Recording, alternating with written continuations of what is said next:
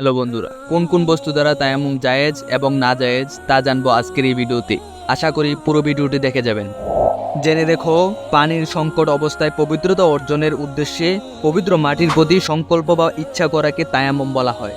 যেসব বস্তু দ্বারা তায়াম্মুম জায়েজ, ইমাম আবু হানিফা রাদিয়াল্লাহু তাআলা আনহু এর মতে মাটি এবং মাটি জাতীয় বস্তু দ্বারা তায়াম্মুম জায়েজ, যেমন বালু, পাথর, সিমেন্ট, পাথরের চুন, সুরকি, ইট এবং ইটের দেয়াল, গেরুমাটি, সাজিমাটি ইত্যাদি।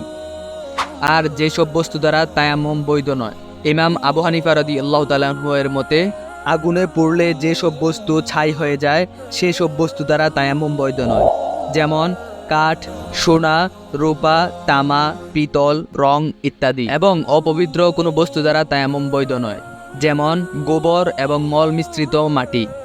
এরকম ইসলামিক ভিডিও পেতে অবশ্যই আমাদের সাথেই থাকুন।